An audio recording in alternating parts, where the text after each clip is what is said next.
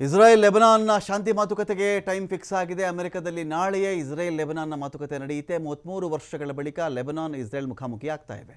ಲೆಬನಾನ್ಗೆ ಬೇಡಿಕೆಗಳ ಷರತ್ತು ಹಾಕಿರೋದು ನೆತನ್ಯಾಹು. ದಕ್ಷಿಣ ಲೆಬನಾನ್ನಲ್ಲಿ ಇಸ್ರೇಲ್ ಸೇನೆ ನಿಯೋಜನೆಗೆ ಪಟ್ಟು ಹಿಡಿದಿರೋದು. ದಕ್ಷಿಣ ಲೆಬನಾನ್ನಲ್ಲಿ ಅಂದರೆ ಇದು ಮಾತುಕತೆ ಹೆಸರಲ್ಲಿ ಇಸ್ರೇಲ್ ಏನು ಮಾಡ್ತಿದೆ ಅಂತ ಹೇಳಿದ್ರೆ, ದಕ್ಷಿಣ ಲೆಬನಾನ್ನಲ್ಲಿ ಇಸ್ರೇಲ್ ಸೇನೆ ಇಟ್ಟುಬಿಡ್ತೀನಿ ಅಂತ. ಅಮೆರಿಕ ಹೇಗೆ ಸೂಪರ್ ಪವರ್ ಆಗಿದೆಯಲ್ಲ, ಸೂಪರ್ ಪವರ್ ಆಗಿದ್ದು ಹೇಗೆ? 80ಕ್ಕಿಂತ ಹೆಚ್ಚಿನ ದೇಶದಲ್ಲಿ ಅಮೆರಿಕದ ಸೈನಿಕರ ನೆಲೆಗಳಿಗೆ ಅಲ್ಲಿ ಅವಕಾಶ ಇದೆ. ವಿಶ್ವದ ಯಾವ ಮೂಲೆಯಲ್ಲಿ ಬೇಕಾದರೂ ಕೂಡ ತಾನು ನಿರ್ಧಾರ ಮಾಡಿದ 2 ಗಂಟೆ ಒಳಗಡೆ ದಾಳಿ ಮಾಡಬಹುದು ಅಂತ. ಇಸ್ರೇಲ್ ಪ್ಲ್ಯಾನ್ ಏನಿದೆ, ಲೆಬನಾನ್ನಲ್ಲಿ ಶಾಂತಿ ಮಾತುಕತೆಗೆ ಟೈಮ್ ಫಿಕ್ಸ್ ಮಾಡಿಕೊಂಡಿದೆ. ಅಮೆರಿಕದಲ್ಲಿ ನಾಳೆನೇ ಇಸ್ರೇಲ್ ಲೆಬನಾನ್ ಮಾತುಕತೆ. 33 ವರ್ಷಗಳಾದ ಮೇಲೆ ಲೆಬನಾನ್ ಇಸ್ರೇಲ್ ಮುಖಾಮುಖಿ ಆಗ್ತಿರೋದು. ಲೆಬನಾನ್ಗೆ ಬೇಡಿಕೆಗಳ ಷರತ್ತು ಹಾಕಿರೋದು ಯಾರು? ನೆತನ್ಯಾಹು. ಸೌತ್ ಲೆಬನಾನ್ ಇದೆಯಲ್ಲಪ್ಪ, ಸೌತ್ ಲೆಬನಾನ್ನ ಭೂಮಿನೇ ಬೇಕು ಅಂತ ಇದೇ ಇಸ್ರೇಲ್ ಸೇನೆ ಅಲ್ಲಿ ಹೋಗ್ತಿರೋದು. ಅರ್ಥ ಆಯ್ತಾ?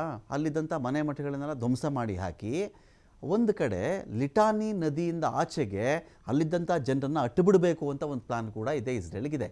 ಅಂತಹ ದಕ್ಷಿಣ ಲೆಬನಾನ್ನಲ್ಲಿ ಇಲ್ಲಿ ಹಮಾಸ್ನವರಿದ್ದಾರೆ, ಉಗ್ರರಿದ್ದಾರೆ, ಇಲ್ಲಿ ನಾನು ದಾಳಿ ಮಾಡ್ತೀನಿ ಅಂತ ಮಾಡಿಬಿಟ್ಟು ಈ ಥರ ನಾಶ ಮಾಡ್ತಿರೋದು.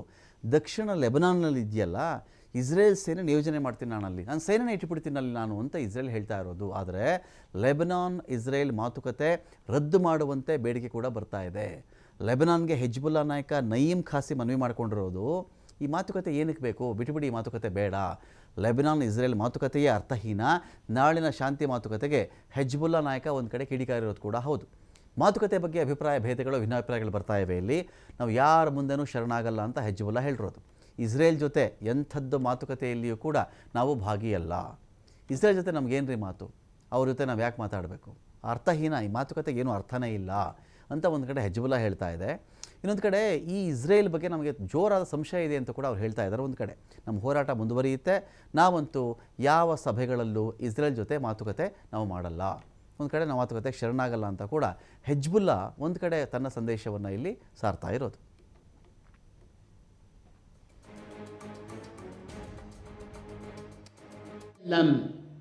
أما ألسنتنا فستكون مشغولة بذكر الله تعالى. نحن نرفض المفاوضات مع الكيان الإسرائيلي الغاصب. هذه المفاوضات عبثية، وهذه المفاوضات تحتاج إلى أن يكون هناك اتفاق وإجماع لبناني على تغيير البوصلة من عدم التفاوض إلى التفاوض المباشر.